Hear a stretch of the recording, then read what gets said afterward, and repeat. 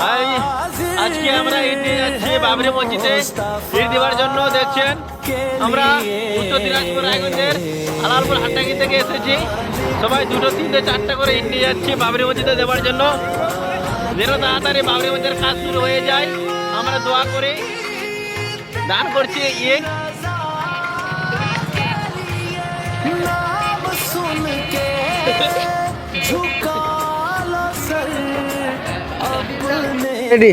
আমরা ইট নিয়ে আসছি বাবরি মসজিদের জন্য।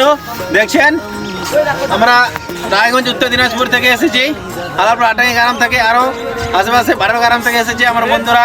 আমরা এসেছি সবাই ইট নিয়ে বাবরি মসজিদ কাজ যেন তাড়াতাড়ি শুরু হয়ে যায়।